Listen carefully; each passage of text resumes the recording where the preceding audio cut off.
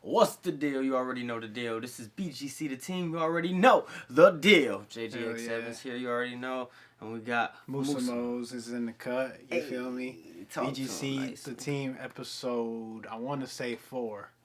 BGC The Team episode 4 in the cut. 4. Hey. You know, we too deep. My man Sturgeon couldn't make it this episode, but he on the next one. You know. Facts. Yeah, man, we just, we came here to let y'all know the deal, man. So what's the deal, Hey, man, we still trying to get this YouTube money. Make sure y'all hit that like button, man. Make sure y'all hit that subscribe button, man. Musa Moses, JJX7, Third World Kicks on the way. All that shit. It's gonna be in the description down below. Alright, bro. Support local talent. Facts. You know what I'm saying? You can support people that don't give a fuck about you, but we'll reply to your DMs. Right. Hey, bro. There's a few things that we just wanted to talk about. This episode ain't even gonna be all that long, for real. Right. It's just a few topics that I wanted to touch up on. One topic I wanted to touch up on was the fact that Detroit producers that don't have that, trendy Detroit sound that's been going on for the last almost decade. Okay. They've been struggling getting beats off to, other Detroit rappers because they don't match that sound. They have that more boom bap lo-fi sound. Right. So they just started releasing instrumentals. Now, okay. Now that I'm starting to see, that hippie scene, within Detroit, I'm starting to see like boom bap. Okay. It's starting to retrend. Yeah, have you been peeping that lately? Have you been seeing that at all? I haven't been peeping that, to be honest. I haven't really been keeping up with the Detroit scene, but I will say one thing is I'm all for boom bap. Hey. And especially lo-fi. I'm all for all that shit. Right. And there's the thing about this Detroit scene, it's deeper than just Detroit. You know what I'm saying? It can come from anywhere, everywhere, you know what I'm saying? All over Michigan. It's just more places within Detroit, especially downtown. I'm starting to hear more boom bap, and I'm starting to hear less of what we usually hear. And I'm not hearing any lyrics, I'm not hearing none of that. I'm just hearing DJs, give us good quality, pure music, and I love it. You know what I'm saying? Yeah, I'm all for that. I'm especially, and this goes back into DJs and shit. You got two different types of DJs. You got the DJs that play Mo Bamba to get shit poppin', and the standard DJ songs, and you got the real ones that actually play what they like and actually play what they put on. First of all, I just want to say, pause. Lights went out on the last episode, furnace in the back, but this ain't Mr. Beast. I said it in the last one. It's raw and uncut. I could go upstairs, turn the furnace off. We not doing all that. Okay? This is raw and uncut right here. Plus, our style is hardcore. We real raw. Facts. Feel me? But yeah, to sum it up, man, I'm all for DJs expressing their actual music taste rather than just playing Mo Bamba and all them other DJs. Right. Yeah, which bring me to I'm glad to see that personally, and I think it's a bigger reason for that. And this is way bigger than Detroit. We just gonna talk about the whole world. Hip hop is actually struggling right now. Yeah. And it's like a big crisis right now, to where it's the lowest in sales that it's ever been of all time. And I feel the reason of that is everybody's trying to sound the same. Everybody's trying to be the same. Nobody is original anymore. So whenever somebody hears originality or something that comes from its roots, they jumping on that shit ASAP. Right. So that's why I think boom bap is really retrending, because the fans are bored. Right. I'm bored. Last episode we was just talking about you listen to 06 right rock. now, yeah, and I'm listening to psychedelic rock. Like, it's been about a week, 2 weeks. I'm still on that break. Right. I can't listen to that shit. I'm still on that break too. It's like I ain't hearing nothing original. Yeah. I'm over here bumping Jerry Garcia, Grateful Dead, and Skin Shape, having white motherfuckers look at me sideways like, who is this black dude bumping this shit? And I will say, I think a lot of it comes down to the substance of the music. It's not the sound of the music, but it's the substance. And it's like, how long can you talk about money and hoes before we're bored? And really, we've been listening to people talk about money and hoes since 2016, 2017 with the whole Lil Baby, Gunna, Future, all that. And it's kind of like, We want something else. Bring back boom bap. Bring back lyrics. You know, even J. Cole and Kendrick, they don't even put out what they used to, man. We were just talking about that before the camera went on air. It's like Mr. Morale and the Big Steppers, while that was a personal album, is it what we're looking for as fans? Can't really relate to it, you know? Right. Shout out Mila in the back. Y'all see it? Hey, kitty cat. But yeah, man, I understand why the rap sales are in decline, and I'm a part of that. Like we said, we're not listening to it right now, and our streams go into it being low in sales, and it's just the way it is. If you want me to listen to your album, put out good stuff. Yeah, facts, and I just feel like the mainstream in general, in any aspect you can think of, is just dying down. Yeah. People are not really paying attention to it anymore. People they just know something is off about it. Yeah. Because, you know, more and more people are starting to realize when that camera's off, when that microphone is off, shit can get, you know, dark. You know what I'm saying? And they starting to realize that. For sure. And this is just within every industry. It's not just entertainment anymore. What I'm starting to realize is everything in the mainstream, no matter how you look at it, is fucking entertainment. Like sports, for instance, bro. That ain't shit but entertainment. And, you know, the more that I watch these mainstream sports like NBA, NFL, boxing, MMA, the shit is fucking rigged to me. It looks rigged. It does. It actually does. And, like, we sat there and we watched the Francis versus Tyson Fury fight, bro. Right.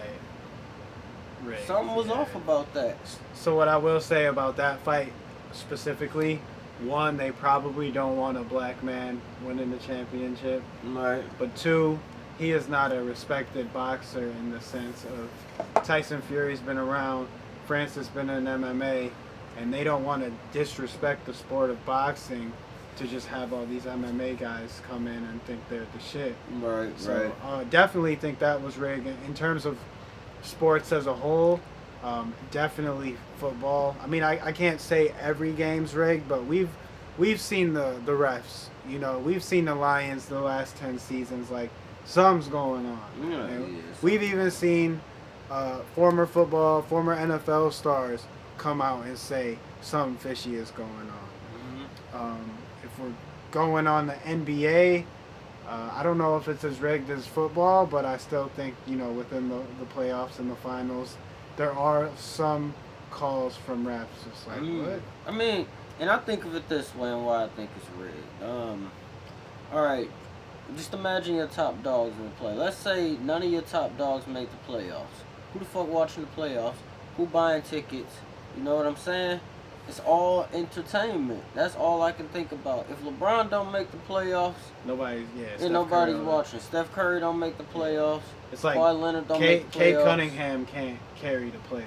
Right. You know what I'm saying? So you know, cash rules everything around me. That's all I'm gonna say. I'm gonna leave it at that. So, you know, you need that public figure to carry the playoffs to get those sales. No, I agree. Keep that, you know, keep that, well, what's the word I'm looking for?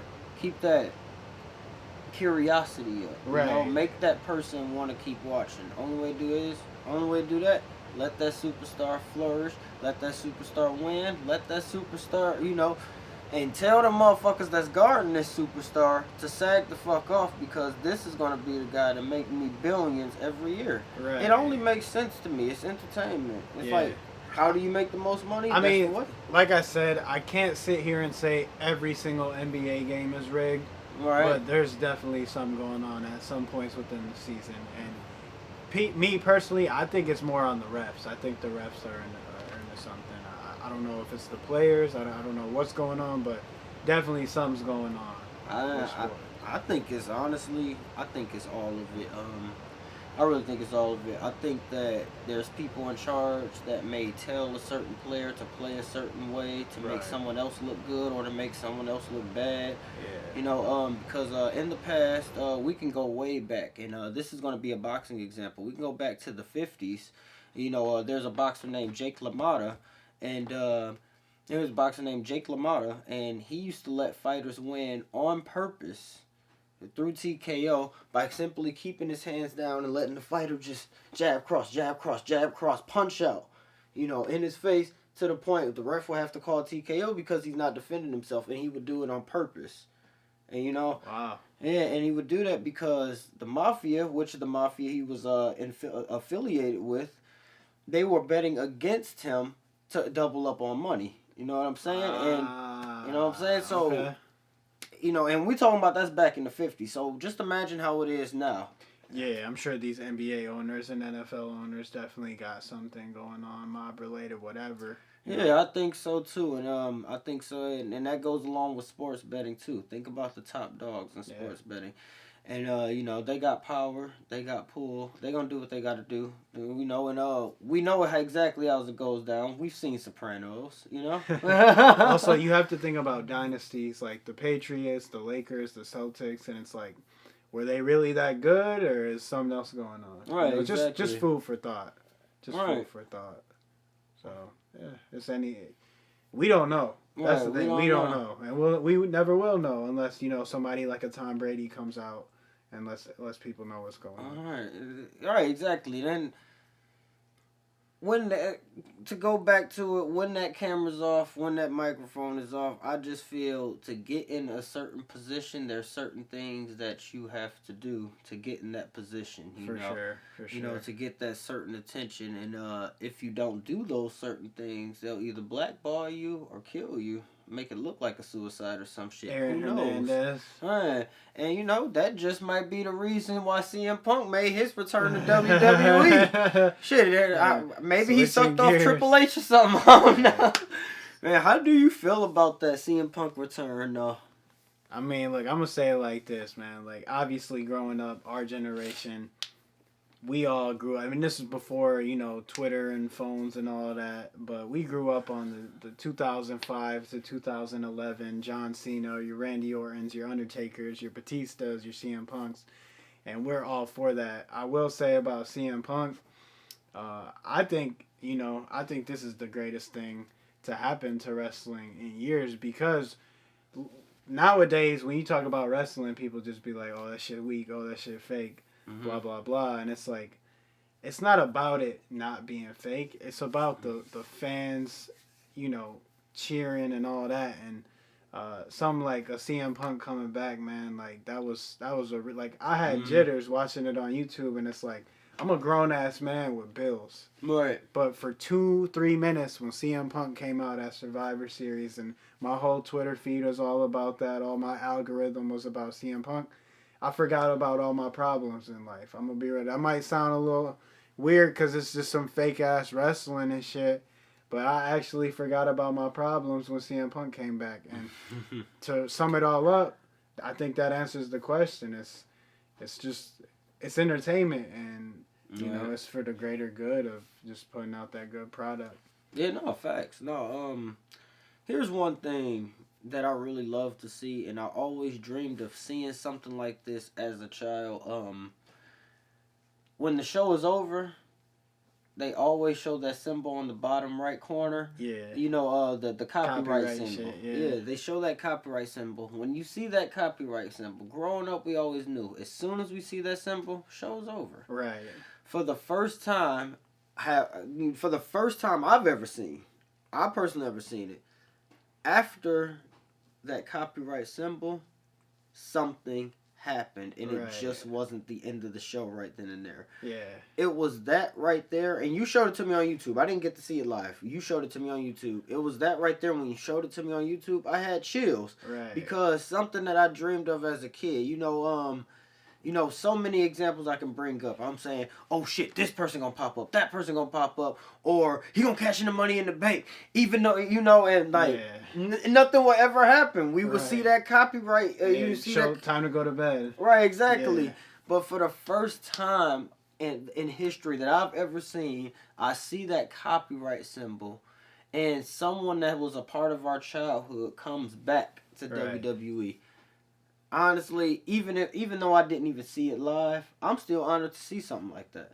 Real talk, because that's something that I've always wanted to see as a child. And I think another big part of it too is that it was more so the element of surprise, because even the WWE wrestlers didn't even know he was coming back. Some people in the production crew didn't know. Like, it was like 10 people that knew he was coming back. During the Vince McMahon era, Nobody was watching WWE these last, probably since like what, 2011, 2014 when they changed their logo. WWE died at that point. Right. But every time somebody would come back with the Vince McMahon era in the last 10 years, they would announce it because their ratings and viewership was so bad. They needed that extra clout to bring people to watch the show. But with Triple H taking up the WWE, he's back to that element of surprise and expect the unexpected, because WWE is predictable as all hell. I could watch a match right now, tell you when they're going to kick out, when the finishing move's coming out. And for the first time, and I would say since I was a kid, I didn't know CM Punk was coming out, and I thought the show was over, like you said. And they made it so suspenseful too. Yeah. Motherfuckers was yelling out CM Punk, CM Punk. They silencing the crowd. Right. You could tell that the engineers was turning down the crowd on the audio. You could just tell it was making it so suspenseful just for him to come back. They said this legend gonna come back. We see R-Truth come back. Right. We see Randy Orton come back. We thinking that's it.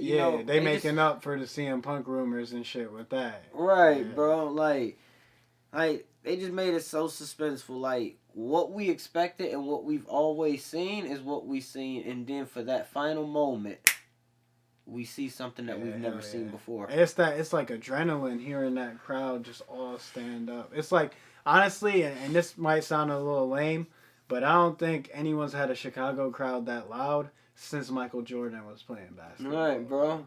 And that's what make it dope, too. We all love hearing the crowd as loud as they possibly can be. And that just happened to be CM Punk's hometown. Yeah, like we know the shit's fake, but it's not about that. It's about the crowd forgetting about their problems. Exactly, bro. And it's just all entertainment. That's one thing about WWE that I like. They make the NBA seem real. They make the NFL seem real. They make boxing seem real. They make all these sports seem real. But WWE, they keep it real by telling you it's fake. Right. I appreciate that. Yeah. And now you strictly can look at it like it's just a movie. Quick story about that, kind of going off a little bit. Do you know the reason people know wrestling is fake? Do you know the story behind that or no?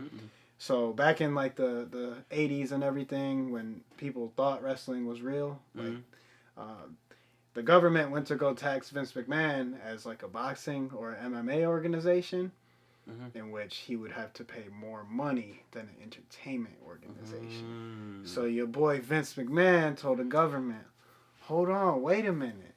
This ain't real. Give me that tax break. This ain't real. This shit fake. So the reason WWE is known as fake is because Vince McMahon didn't want to pay more taxes. Damn. I just think that's funny. Like that. Yeah. I never knew that. Yeah. So that's why, before, and professional wrestling started in like the 20s or the 30s, like the 1920s, and people thought it was real up until like the 1970s. So,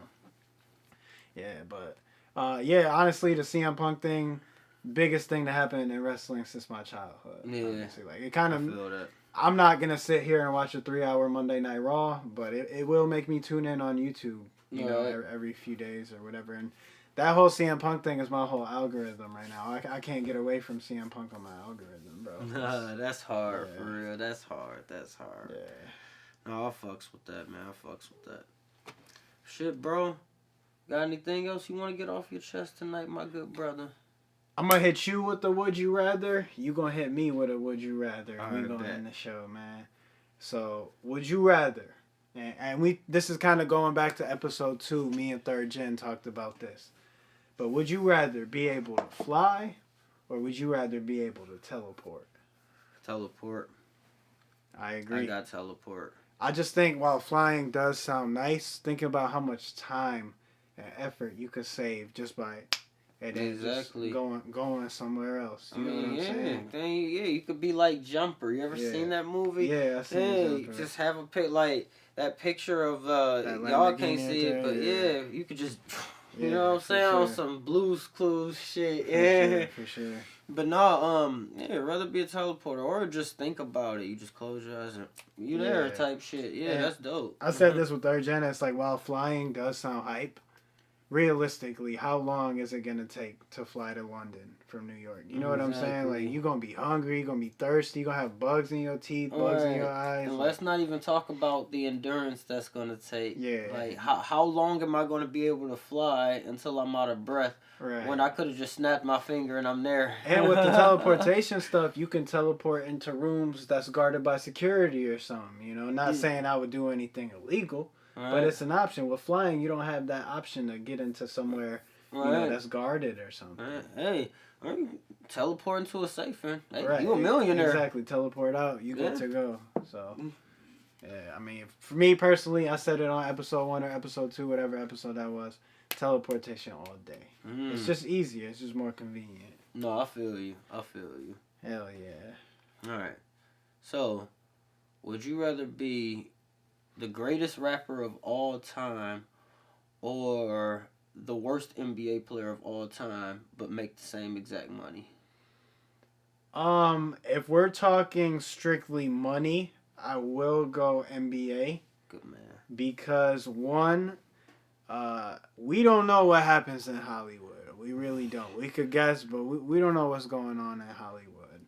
But number two, athletes are paid to stay in shape. When you are a musician on tour, you eating McDonald's, you eating Wendy's every day. You just, you just indulging in luxuries. That's the tour life. But when you're an athlete, you wake up, it's grind time, and you getting paid to grind. And it's like, hell yeah. What's more productive than working out but getting paid to work out? I'd take that over writer's block and going to the studio and dealing with record labels and being a slave to record labels any day of the week. No, facts, bro. Hey, and just think about being the worst NBA player of all time. Like, nigga, so you telling me I can still bust the average Joe's ass, and I get to be and I get to be paid millions to just sit every game, and all I gotta do is participate in practice to make sure the star player moves is working. Yeah, like, hey, bro, that sounds like vacation to me. I mean, you hooping at the end of the day, and it's like, would you rather sit there, have writer's block, go to these different studios, deal with these different engineers, everybody gets their splits. By the time the record comes out, you only getting, 2 to 5% of the money? Or would you rather be an NBA player, hoop all day and work out all day? Right, bro, and get paid to be healthy. Yeah. So I'm going NBA player for sure. Yeah, no, hey. Yeah, I feel you on that. But yeah, man, it's a shorter episode today, so we're gonna wrap it up. Next time, hopefully we got third gen. Hopefully we got our man Sko. You know what I'm saying? We trying to get all BGC the team on one of these episodes. All right. I mean, and it's so many more. I hope. I hope Down South Mafia can come too. Yeah, we just wanted to get some quick content out for y'all, man. So go ahead, hit that like button, hit that subscribe button. More content on the way. BGC the what? Team. Peace out.